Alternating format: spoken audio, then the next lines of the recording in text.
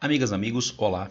Apresentação muito importante para os vestibulares 2023 e, eventualmente, os próximos vestibulares que aparecerem. BRICS trata-se de um grupo de países que se constituiu no final dos anos 2000, passou por uma primeira expansão nos anos 2010. Os BRICS originais, Brasil, Rússia, Índia e China, agregaram a República da África do Sul e agora, no ano de 2023, esse grupo passou pela segunda e maior expansão até agora, subindo para 2024 de 5 para 11 países. Portanto, um grupo da maior importância no cenário mundial, do qual o Brasil é protagonista e é um dos fundadores, e por isso é bastante importante nós debatermos um pouco, entendermos um pouco melhor e debatermos a condição dos BRICS para o Brasil e para o cenário mundial. É o que nós vamos tratar nessa apresentação de hoje. Se eu ficar pequenininho aqui no cantinho, talvez seja melhor, mais ou menos assim. E agora vamos lá com BRICS. Primeiro e muito importante, para nós entendermos BRICS, nós precisamos entender as mudanças no cenário geopolítico mundial que aconteceram no final do século XX. Para tanto, vamos voltar um pouquinho no tempo, vamos voltar para o cenário imperialista multipolar do século XIX, início do século XX.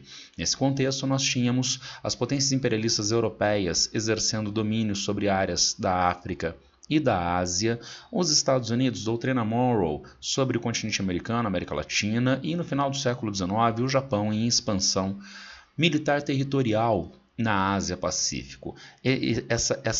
Essa ordem mundial não resistirá à Segunda Guerra Mundial, que inaugura o cenário de bipolaridade entre Estados Unidos e União Soviética inerente à Guerra Fria. A Guerra Fria vai até o final dos anos 1980, início dos anos 1990, com o fim da União Soviética. E que ordem mundial se estabelece a partir de então? Eu prefiro denominar não como nova ordem mundial, mas como ordem pós-Guerra Fria. Eu não sei como se dá o ordenamento político mundial depois do fim da União Soviética. E por isso a gente não tem mais Guerra Fria, mas nós estamos ainda em um processo de transição em um mundo de maior complexidade, onde nós não temos um país com capacidade hegemônica mundial. Sequer países que consigam estruturar áreas de influência como estavam dadas no cenário de Guerra Fria. É um mundo complexo e, como nos descreve Gelson Fonseca, diplomata brasileiro, desde o fim da Guerra Fria, mas especialmente na entrada do século XXI, existe uma demanda de ordem e não se tem claro quem vai produzir a oferta. Ele faz uma analogia com oferta e demanda da economia clássica, né? Então, se há uma demanda de bens e serviços na sociedade, há alguém que vai produzir esses bens e serviços, vai ofertar esses bens e serviços. Há uma demanda de ordem no cenário mundial. Qual é o país? Qual é o conjunto de países que tem capacidade de ofertar essa ordem? Na leitura de Gelson Fonseca, com a qual eu concordo, não há esses grupos de países com capacidade de ordenamento mundial nesse cenário complexo do século XXI. Nós precisamos pensar que é um cenário complexo e de grande fluidez para nós entendermos a origem dos BRICS, a importância, a maneira através da qual BRICS conseguem se colocar no cenário mundial na atualidade. Será um grupo importante, gente? Vamos ver aqui alguns dados. Dados dos BRICS de até 2023, tá certo? Então, quais são eles? China, Índia, Rússia, Brasil e África do Sul. Vamos pegar esse primeiro dado de população em idade ativa. População em idade ativa, vejam, 44% da população em idade ativa mundial está nos BRICS, que tem 26,7% da área de todos os continentes. Vamos arredondar para baixo. 25% da área continental mundial está nos países BRICS. E vocês podem pensar, tá bom, mas são países grandes, são países populosos, mas e daí? Eles não têm poder político e econômico. Opa, na verdade tem. Vejamos, China é o BRICS de 2023 com o maior PIB, quase 17 trilhões de dólares, segundo a Deutsche Welle, em 2021. Índia aparece em segundo lugar com quase 3 trilhões de dólares, Rússia e Brasil na faixa de 1,6 e África do Sul 0,4, 0,5 trilhões, 0,5 trilhão de dólares. Então nós encontramos PIBs bastante elevados, que se somados, portanto não países individualmente, mas um conjunto BRICS, coloca esses países de forma bem importante no cenário mundial. Vejamos, aqui nós temos um gráfico que mostra a evolução do PIB somado dos BRICS e do G7. Lembrando quem é G7, Estados Unidos, Canadá, Reino Unido, França, Alemanha Ocidental, hoje Alemanha, Itália e Japão. São algumas das maiores economias mundiais, especialmente nos anos 1980. Quando nós somávamos o PIB dos países do G7, dava nada mais nada menos do que 50% do PIB mundial. Era o grupo de países de maior importância nesse finalzinho de Guerra Fria. E na época, se nós somássemos o PIB dos países que viriam a ser os BRICS, somaria 10% do PIB mundial, tá certo? E mesmo considerando o PIB da União Soviética nessa época. Agora, o que viria a ser BRICS vai crescer na sua participação relativa no PIB mundial, e nós encontramos na atualidade os BRICS com 31,5% do PIB mundial, enquanto o G7 com 30%. 30% ainda é bastante destacável, mas não são os 50% anteriores. E vejam, para 7 países, 5 países BRICS têm mais do que 30%, 31,5% do PIB mundial. É um grupo muito importante, que sofre, entretanto, críticas. Vamos dar uma olhada em quais são essas críticas e vamos ver se essas críticas têm validade. O espalhamento global dos BRICS. Há críticos que dizem que BRICS não conseguem funcionar como grupo de países. Não conseguem porque eles têm um espalhamento muito grande pelos continentes e poucos BRICS têm fronteiras entre si.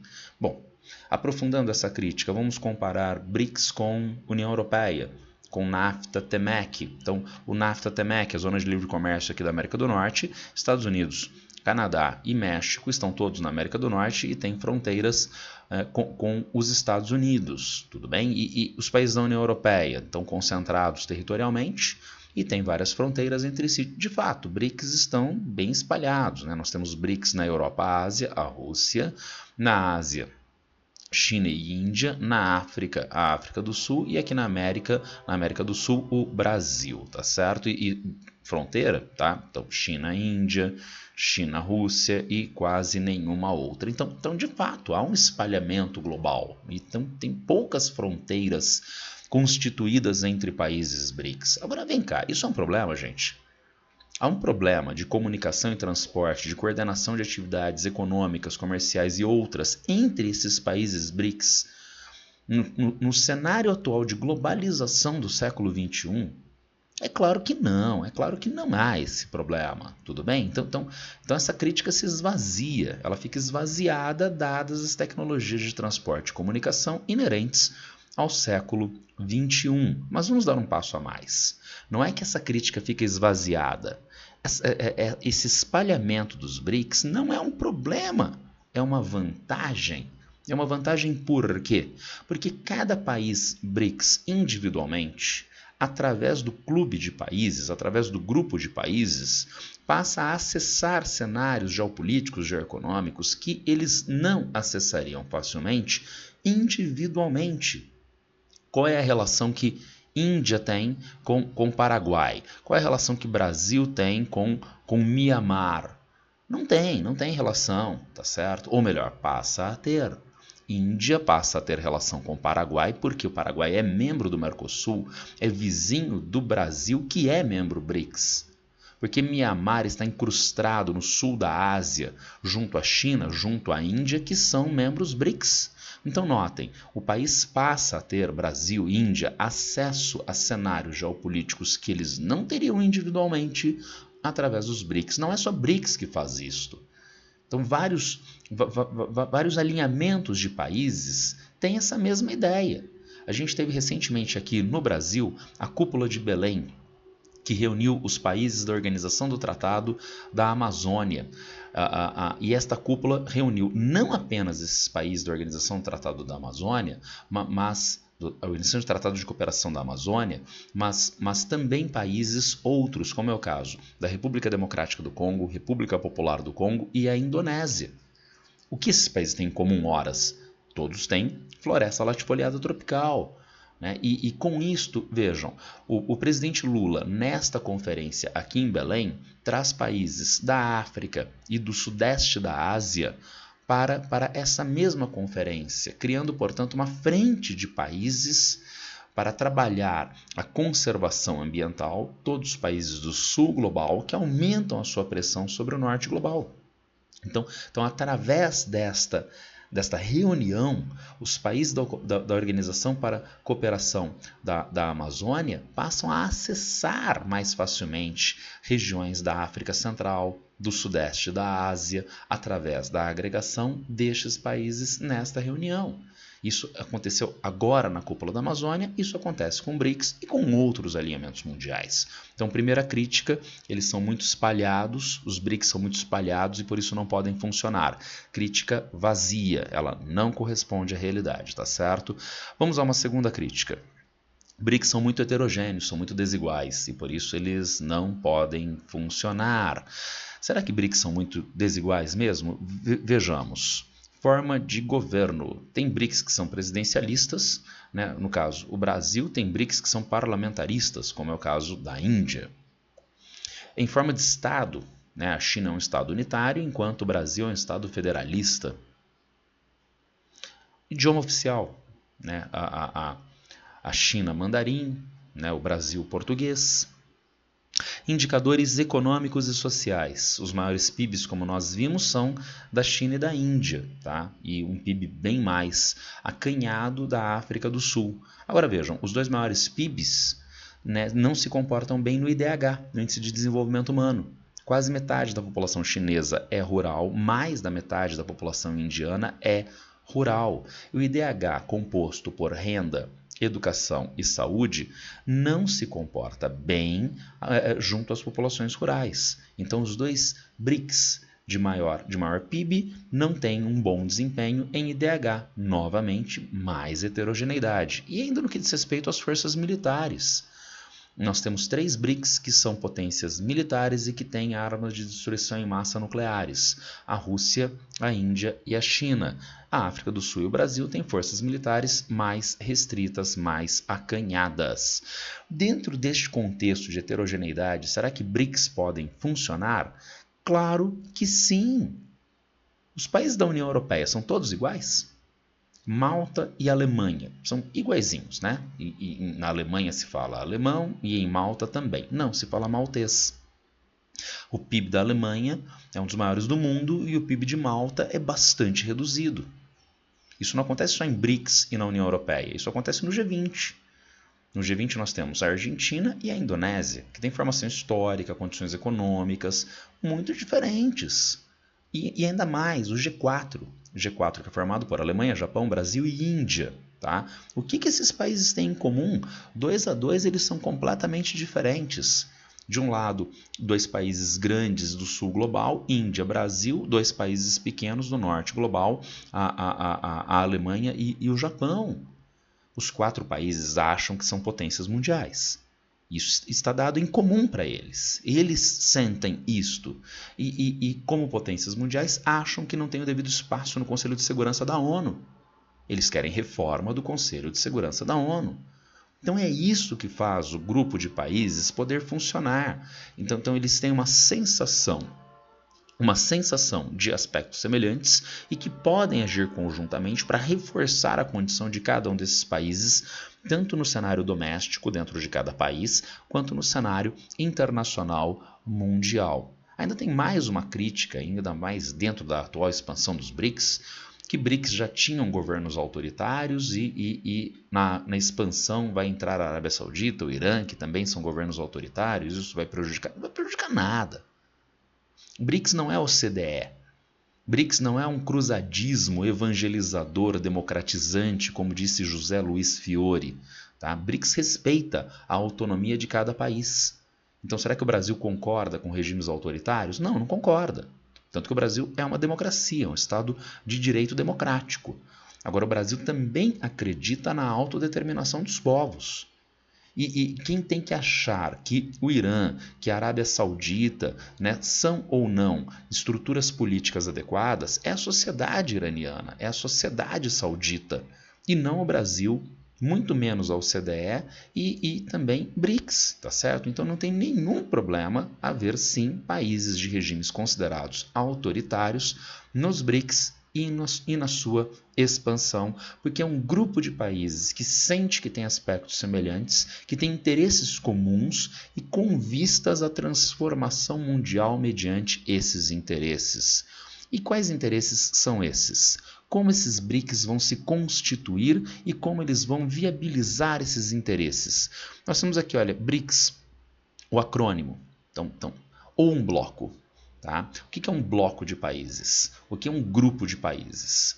Um grupo de países são países como a gente viu G20 e G4. Tá? São países que têm afinidades e buscam se reunir periodicamente para alinhar essas ações, esses interesses comuns em ações. Tá certo? Então BRICS pode se caracterizar como um grupo de países, hoje na verdade como um bloco de países, porque tem instituições econômicas relacionadas, tá certo? Muito mais, portanto, do que é o acrônimo, tá? Que foi criado por Jim O'Neill lá em 2001.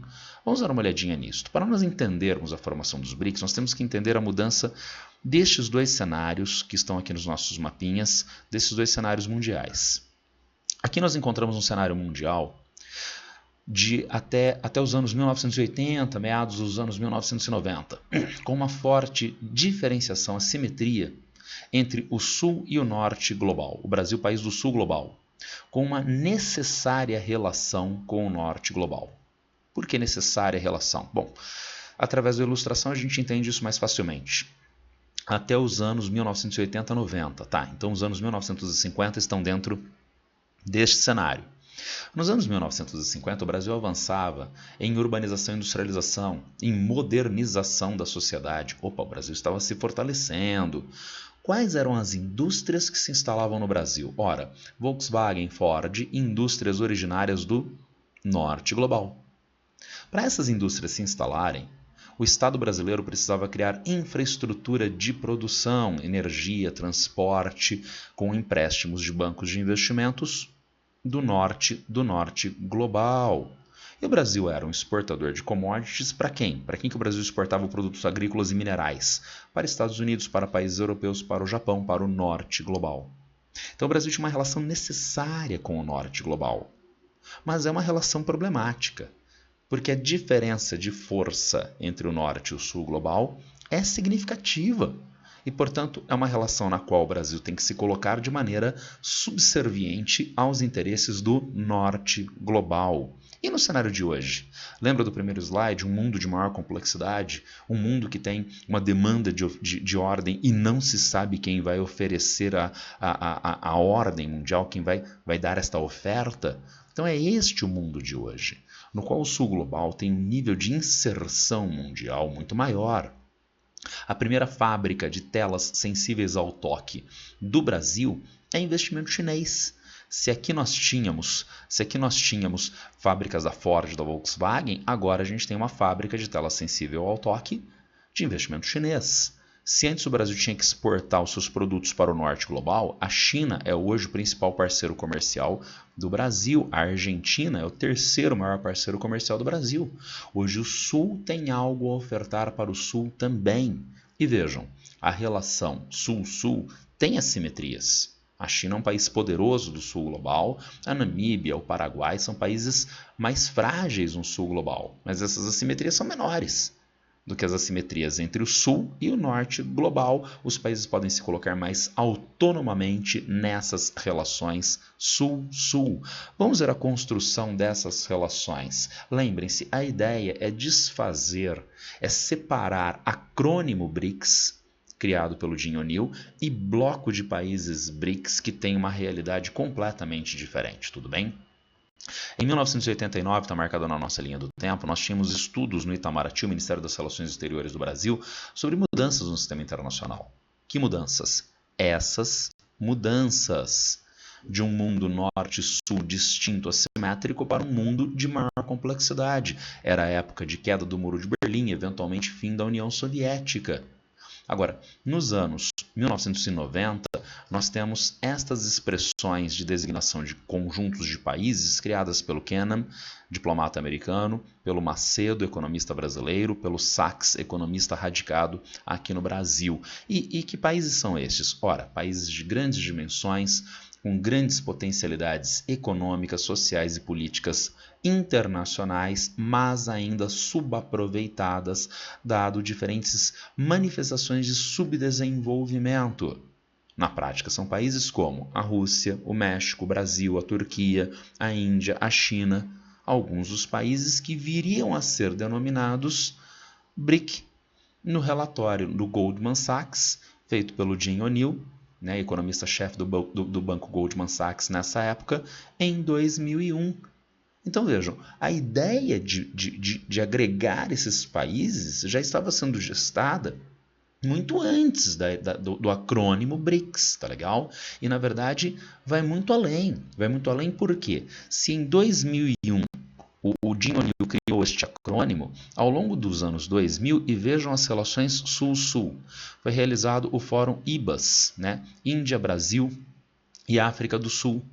3 países que viriam a ser BRICS, também conhecidos como G3. O Fórum ASA, o Fórum ASPA, a África, a América do Sul, África, América do Sul, países árabes, todos países BRICS, e vejam, países árabes, onde nós temos agora a nossa expansão BRICS, tá certo? Todas as relações Sul-Sul. Em todo esse intervalo de tempo, aproximação entre Brasil e Rússia, sendo o Sergei Lavrov, ministro das Relações Exteriores da Rússia, e o Celso Amorim, ministro das Relações Exteriores do Brasil, nessa época, os principais artífices da formação dos BRICS como clube de países no final dos anos 2000. Então vejam, muito antes de BRIC, acrônimo pensado pelo Jim O'Neill, a ideia de agregação desses países já estava se constituindo. E depois que ele criou um mero acrônimo, uma sigla chique, esses países continuarem um processo prático de agregação, formando um clube de países chamado BRICS. E ainda eu faço uma provocação, porque recorrentemente o autor do acrônimo mostra não entender absolutamente nada do que é BRICS na prática, porque ele recorrentemente critica todas as ações que são fundamentais para o fortalecimento dos BRICS desde os anos 2010 e até agora. Por exemplo, Jim O'Neill, diante da entrada da África do Sul em 2010, Jim O'Neill criticou que não era para a África do Sul entrar, porque aumentaria volto aos slides anteriores, a heterogeneidade do grupo, tá? E quando o BRICS resolveu criar novo banco de desenvolvimento, Jim O'Neill criticou novamente. Agora, em 2023, na maior expansão BRICS, tão importante para BRICS, tão importante no cenário mundial, Jim O'Neill criticou novamente. E por quê? Porque ele entende tudo de acrônimo e nada de BRICS, tá certo? Então, ele criou o acrônimo. Tá? O grupo de países já é bem distinto e era gestado anteriormente e posteriormente ele ter inventado esse acrônimo, e hoje esses países se comportam como um bloco que tem traços econômicos dado o novo Banco de Desenvolvimento. E como eu perguntei anteriormente, o que esse BRICS quer da vida? Ele quer isso. Ele quer multilateralismo que exige reforma de Bretton Woods.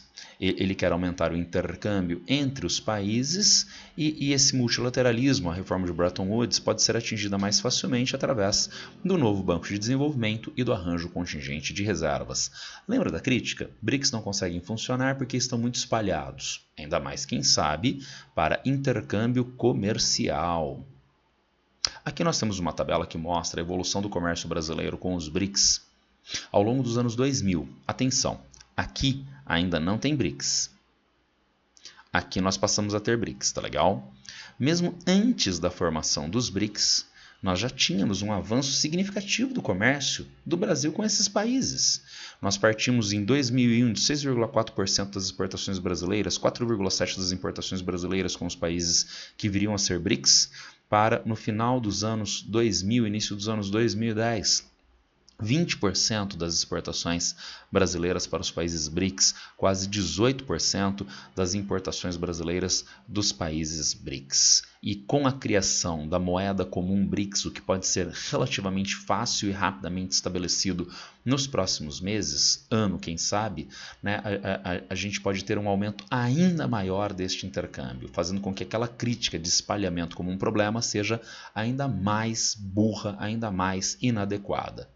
Agora, que ideia é essa de multilateralismo? Ora, trata-se da ideia de um mundo mais isonômico, onde as diferenças de poder entre os países são minoradas, são relativizadas. Agora, para que isso aconteça, é necessário uma revisão das instituições de Bretton Woods. Gente, o que é que aconteceu em Bretton Woods? Deixa eu até me colocar um pouquinho maior aqui para vocês prestarem atenção em mim.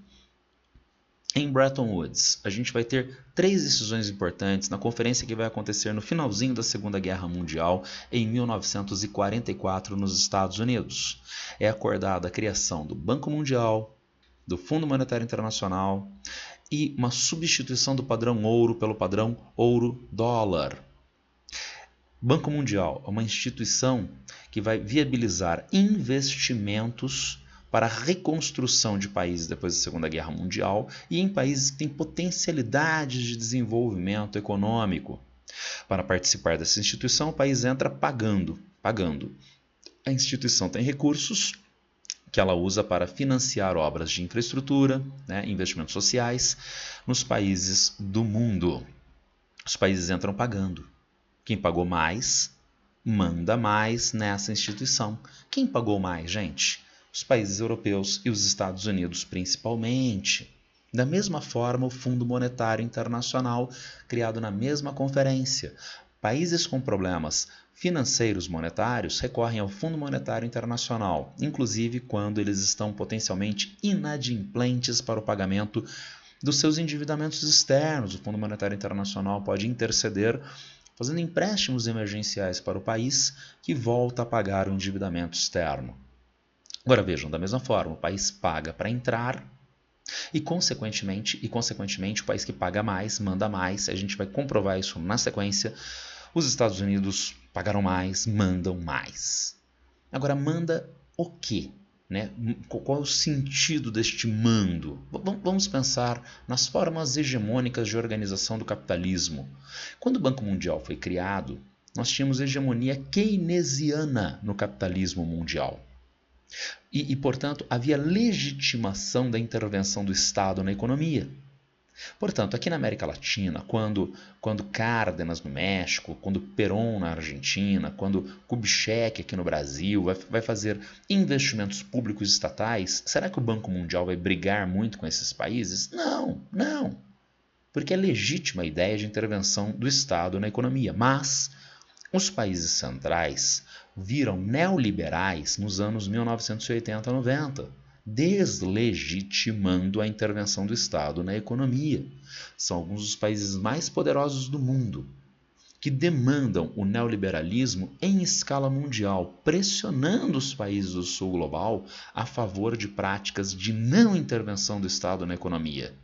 Quem esses países poderosos vão utilizar para aumentar ainda mais a sua força? Banco Mundial e Fundo Monetário Internacional.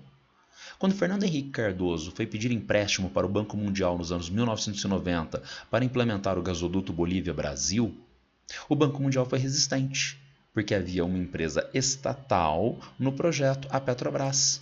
Pressão dos países centrais através do Banco Mundial pela privatização da Petrobras, pelo neoliberalismo aqui no Brasil. E quando a Argentina, em 2001, em crise de dolarização, teve que recorrer ao Fundo Monetário Internacional? E quando a Grécia, na crise PIGS, teve que recorrer ao Fundo Monetário Internacional para pagar o seu endividamento externo? Então, o fundo pressionou enormemente esses países por privatizações, concessões, avanço do neoliberalismo. Trata-se, portanto, de um recurso hoje de pressão, distinta dos interesses dos países do sul global, pressão dos países do norte global sobre o sul global através dessas instituições. E mais, padrão ouro-dólar, em substituição do velho padrão ouro. Antes, as reservas em ouro é que dão valor à moeda em circulação, lastro ouro. A França precisa emitir muitos francos de reconstrução depois da Segunda Guerra Mundial, mas ela não tem ouro guardado, ela não tem lastro em ouro. Na Conferência de Bretton Woods, da qual participou Keynes, Keynes fez a sugestão da criação de uma nova instituição que emitiria uma nova moeda mundial, o Bancor. Uma nova instituição chamada Bancor, cor em referência a coração, a essência, né? E que emitiria uma nova moeda mundial. Notem, não é uma moeda de substituição das moedas nacionais. Continuaria havendo dólar, libra, franco, cruzeiro aqui no Brasil. Mas o que lastreava a emissão de francos? Né? O ouro que a França não tem e precisa emitir francos depois da Segunda Guerra Mundial. Então agora não mais. A proposta do Keynes é haver o Bancor, que empresta Bancor, essa moeda de lastro mundial, para a França, que consegue emitir os seus francos. O Bancor como moeda de comércio entre os países. O Bancor como moeda de transação interbancária. Foi criada essa instituição e essa moeda? Não. Os Estados Unidos vetaram. No lugar do Bancor, o Fed, o Banco Central dos Estados Unidos. No lugar de uma nova moeda Bancor, a própria moeda americana, o dólar. Agora, notem. Então, a França precisará do quê para sustentar as suas emissões de francos e os investimentos de reconstrução? Ter dólar em reserva. Quem emite dólar é a economia americana, é controlado pelo Banco Central dos Estados Unidos. Isso aumenta significativamente o poder americano no cenário mundial. Portanto, através de Bretton Woods, nós passamos a ter um maior poder do norte global sobre o sul global, através de instituições como o Fundo Monetário Internacional e o Banco Mundial. Através de padrão ouro-dólar, os Estados Unidos têm um maior benefício, um maior empoderamento no cenário mundial. E, portanto, para um mundo menos desigual, é necessário que haja uma revisão de Bretton Woods. E como fazer esta revisão de Bretton Woods? Se eu ficar pequenininho aqui novamente, vai ficar mais legal. Assim. Já vimos o próximo slide. Vamos avançar para cá. Reforma de Bretton Woods na reunião do BRICS de Fortaleza, aqui em 2014, onde foram feitas estas duas propostas já implementadas e em funcionamento maduro. Novo Banco de Desenvolvimento, uma evolução frente ao BIRD, ao Banco Internacional de Reconstrução e Desenvolvimento, vulgo Banco Mundial. Então, um banco entre os países BRICS. Um banco formado do mesmo jeito como o Banco Mundial. Os países pagam para entrar, de modo que o novo Banco de Desenvolvimento tem recursos oriundos dos países participantes. Mas lá no Banco Mundial, as maiores economias pagaram mais e mandam mais. E aqui no novo Banco de Desenvolvimento? Todo mundo entra pagando mesmo os valores. Então vejam, nós temos uma instituição super forte, o Banco Mundial, em um mundo muito desigual, onde há países fortes, os Estados Unidos, e países fracos, o Brasil e o Paraguai. E essa instituição trabalha para aumentar a força dos países mais fortes sobre os países mais fracos. Agora, será que é do mesmo jeito com o novo Banco de Desenvolvimento? Não.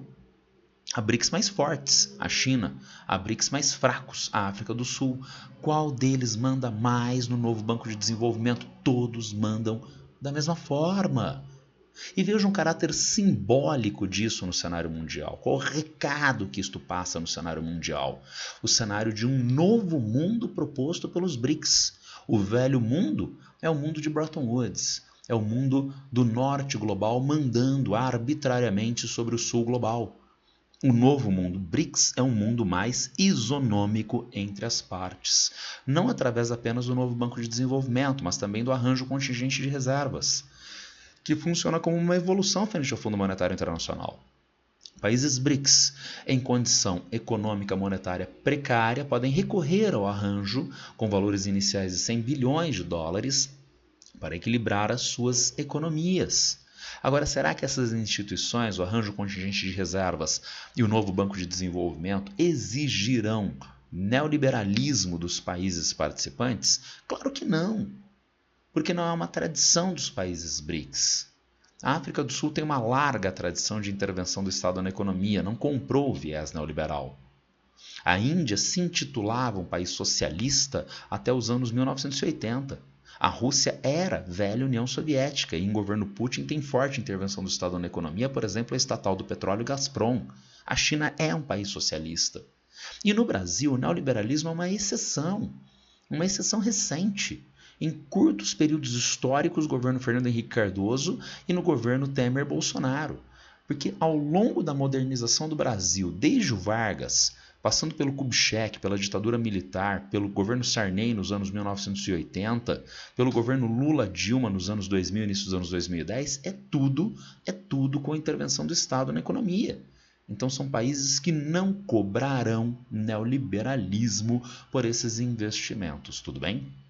Então, nós revisamos com isto duas coisas. A ideia de Banco Mundial, uma evolução, um novo Banco de Desenvolvimento dos BRICS, e FMI, duas criações de Bretton Woods. FMI, nós temos arranjo contingente de reservas, uma evolução frente ao Fundo Monetário Internacional.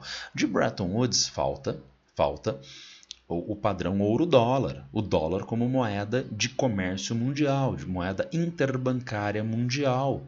Na mesma conferência de 2014 foi proposto isso, a criação de intercâmbio comercial entre os países BRICS nas próprias moedas BRICS. O Brasil exporta produtos para a China e importa produtos da China. Em qual moeda é feita essa transação? Numa moeda nem chinesa nem brasileira, em dólar. A proposta de 2014, que vai evoluir, a gente vai ver na sequência, para a moeda R5, a proposta era usar o yuan, usar o real como forma de pagamento dessas transações comerciais. O Brasil ter reservas internacionais em yuan e o Brasil paga em yuan, tá certo? O Brasil paga em reais e a China tem a conversão do real para a sua moeda, o yuan renminbi, tá certo?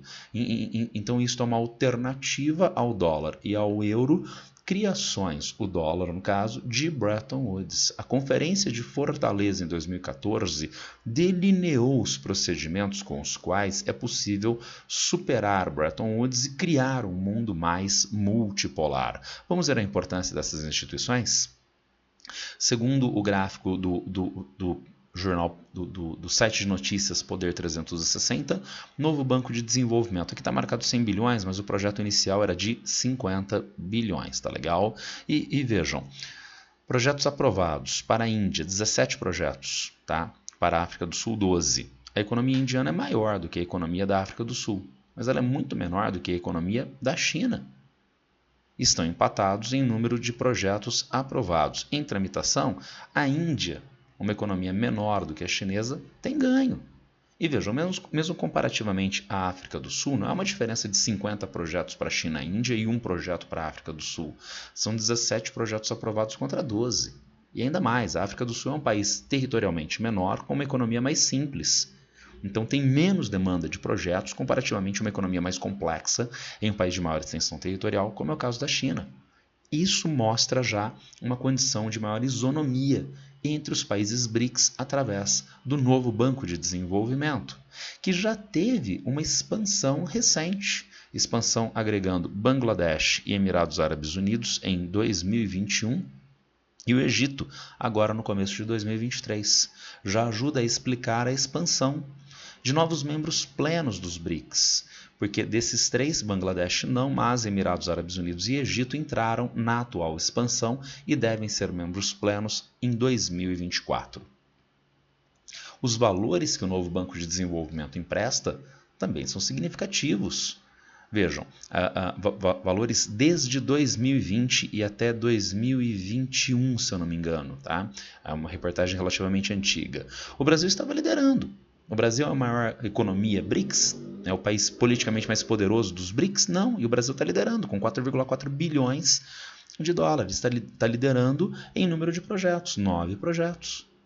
Em segundo lugar, em valores, aparece a maior economia BRICS, que é a China. Em segundo lugar, em número de projetos, aparece a Rússia. que tem uma economia de volume PIB semelhante ao do Brasil. Então, novamente, reforçamos a ideia de maior funcionamento, de funcionamento mais isonômico entre estes países. E vejam ainda esse gráfico que trabalha os projetos aprovados aqui no Brasil pelo Banco Mundial ativos e suspensos, são todos os projetos, tá legal? Inclusive os ativos, inclusive os suspensos, desde 1970 até depois de 2020. Tá? Então vejam, principalmente vejam o período de 1970 a 2010. Há grandes oscilações, mas há uma curva ascendente entre 1970 e 2010. Há uma curva clara descendente entre 2010 e 2020. Ficaremos sem investimentos de banco de fomento internacional porque o Banco Mundial está financiando menos projetos aqui no Brasil? Não. De onde sai o Banco Mundial pode entrar o novo Banco de Desenvolvimento. Enquanto esse condiciona os empréstimos à implementação do neoliberalismo no Brasil, este não faz esse condicionamento. E lembra que eu disse que os países centrais mandam mais? E mandam por neoliberalismo? Vejamos este slide e esse slide. Aqui nós temos empréstimos do Fundo Monetário Internacional, as exigências, os critérios e as especificidades desses empréstimos e a participação dos BRICS, dos Estados Unidos e de parte da Europa no Fundo Monetário Internacional. Vamos começar por aqui, tá? Eu vou pegar só estes critérios das ditas ações prioritárias.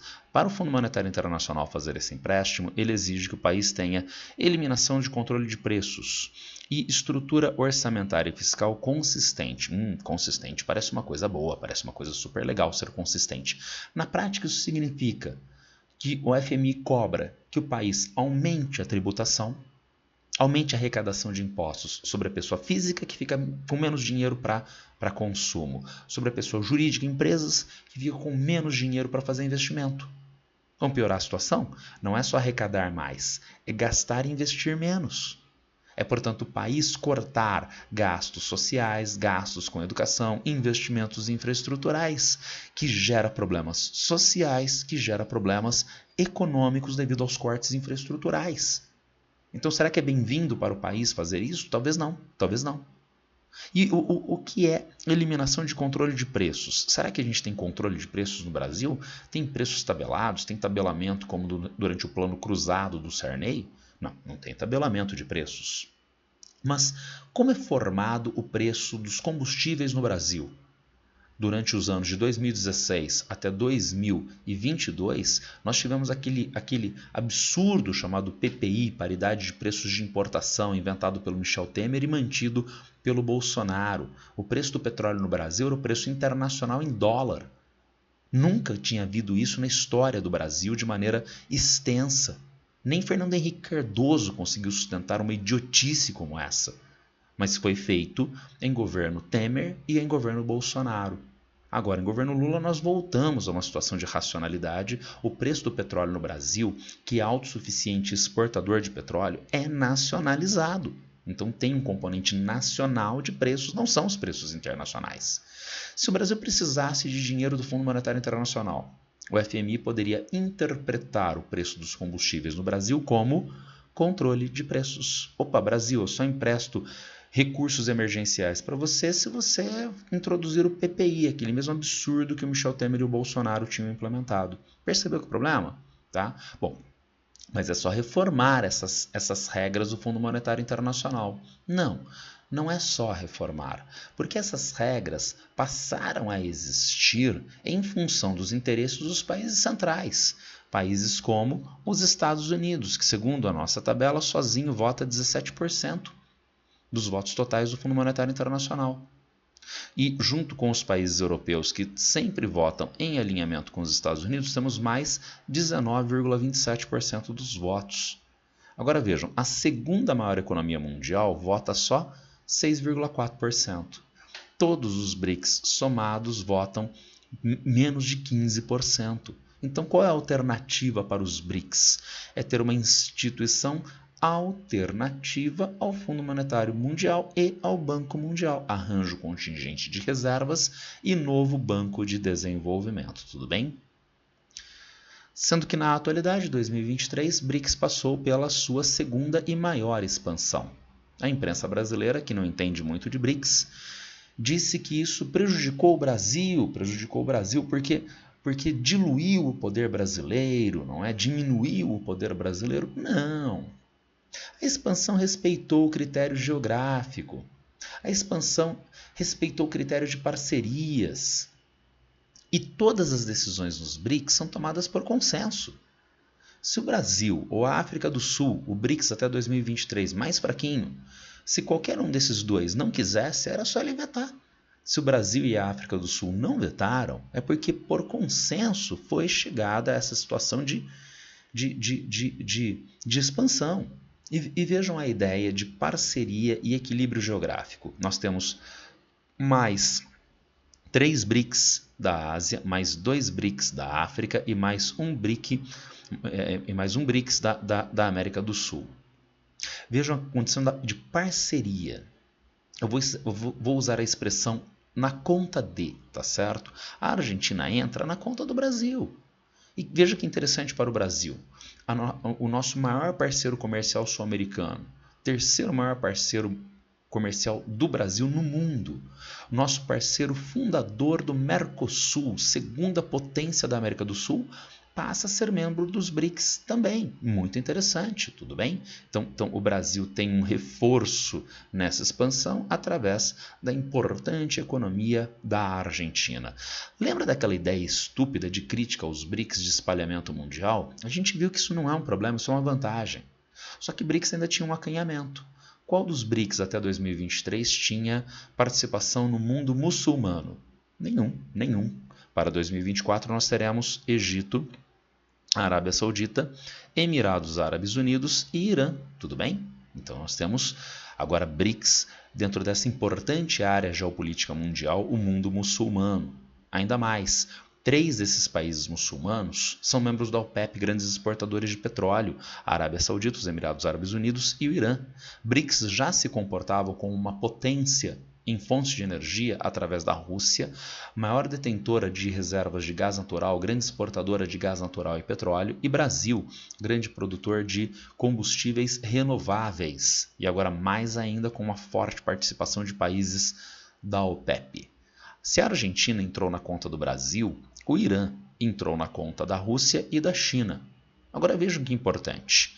A China fez das tripas coração nos últimos anos para viabilizar um acordo diplomático de reaproximação entre Arábia Saudita e Irã, 2 potências regionais. Notem bem, Brasil e Argentina, potências regionais na América do Sul.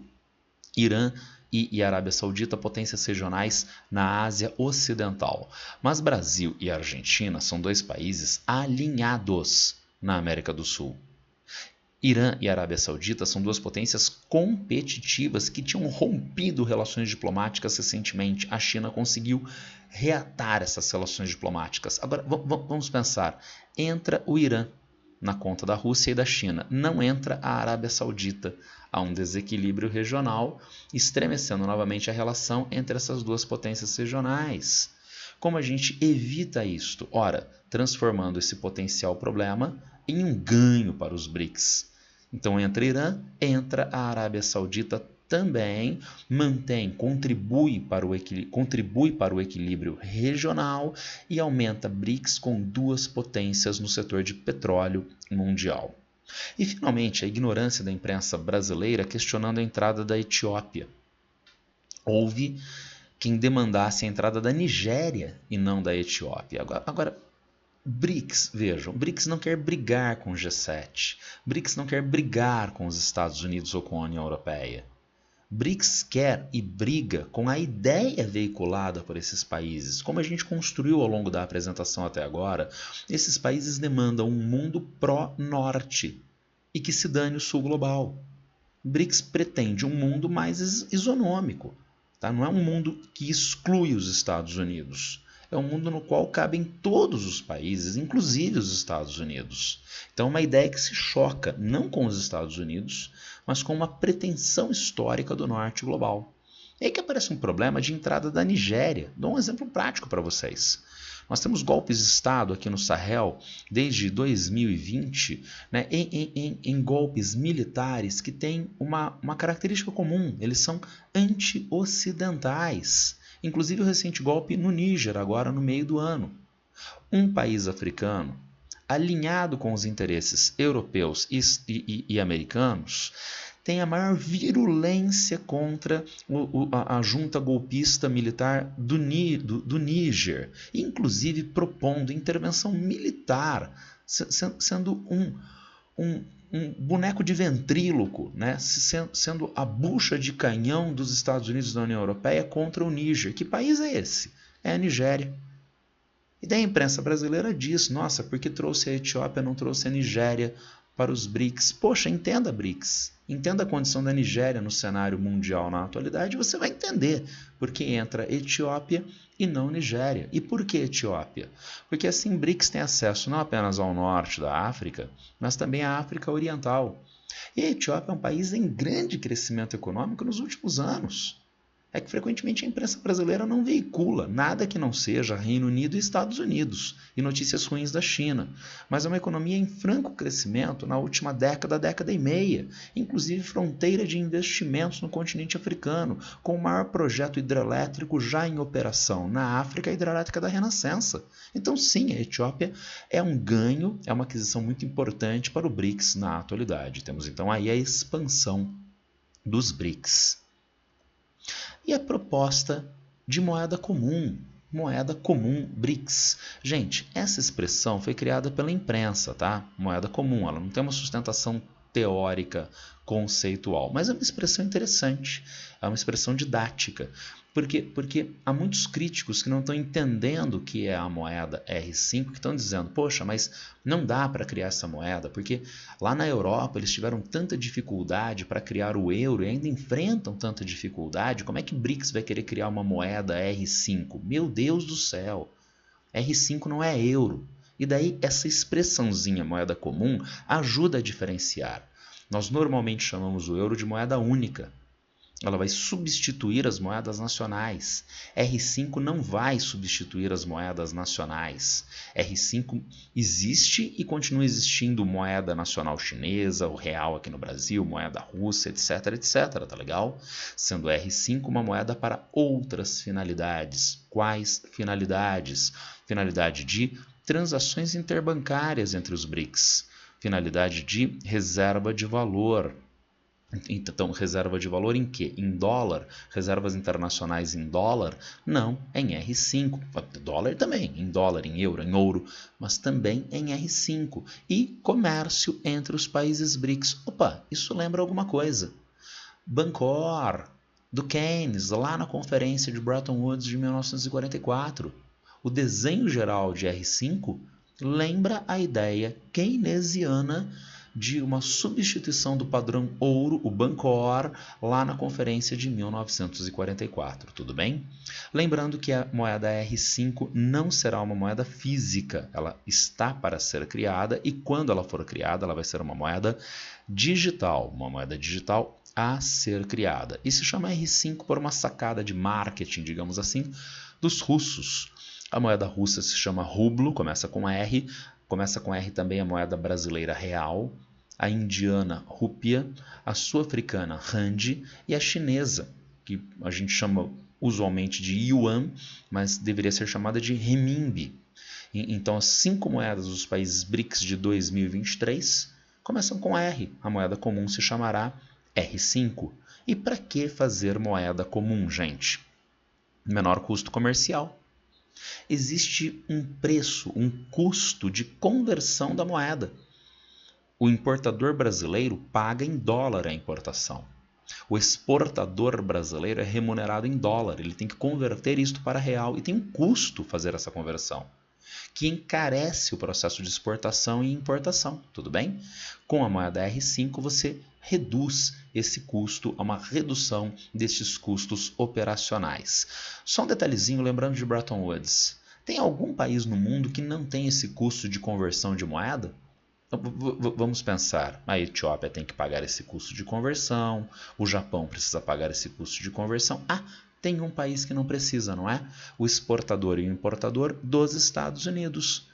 Por quê? Porque a transação comercial internacional é feita em dólar, a própria moeda americana. Está percebendo as camadas de vantagens do dólar como moeda mundial para os Estados Unidos e como é importante revisar isto em BRICS na atualidade? E mais, para evitar a chamada bomba dólar, o uso arbitrário que os Estados Unidos fazem nos últimos anos do dólar como uma arma geopolítica. Para nós entendermos isso, nós precisamos nos lembrar de Bretton Woods, dólar como moeda de referência mundial, e de sistema SWIFT, um sistema interbancário, um sistema de transações bancárias de escala mundial, sediado na Bélgica, jurisdição belga. Mas a partir do 11 de setembro, sob a desculpinha de rastrear a fonte de recursos financeiros do terrorismo mundial, os Estados Unidos começaram a se apropriar desse sistema belga SWIFT, esse sistema interbancário. Se a gente juntar as duas coisas, dólar como moeda mundial e os Estados Unidos tendo capacidade de mando sobre o sistema SWIFT, o que os Estados Unidos passarão a fazer? Primeiramente, experimentalmente contra Cuba. Tudo é contra Cuba, né? Eventualmente também contra a Venezuela e o Irã. E agora, mais recentemente, de uma maneira sistemática e tremendamente intensa contra a Rússia. Ora, a bomba dólar. Basta os Estados Unidos apagarem do sistema SWIFT as instituições financeiras, as empresas multinacionais de qualquer país que ele considere de oposição, como ele fez agora recorrente e intensamente contra a Rússia. Então, como é que a Rússia consegue exportar produtos e o país vai pagar, né? O importador russo vai pagar esses produtos? De que maneira? Em qual moeda? Se a empresa russa foi apagada do sistema interbancário. Então, é necessário criar um sistema alternativo ao sistema SWIFT. A China já tem o dela, a Rússia já tem o dela, e a moeda R5 num formato digital, pelo formato digital, já cria uma alternativa ao sistema SWIFT. E mais, é dólar? Não, é moeda R5. Então é uma alternativa frente ao uso arbitrário que os Estados Unidos passaram a fazer no século XXI, principalmente no final dos anos 2010, do dólar como arma geopolítica mundial. Temos, portanto, a expansão muito importante na atualidade e essa proposta, que pode ser relativamente fácil e rapidamente implementada, de moeda comum R5 entre os países BRICS. Assunto fundamental. Quem tiver alguma dúvida, quem tiver algum interesse de algo mais, é só me encontrar a qualquer tempo nas redes sociais. Abraço para todas e todos e boa sorte.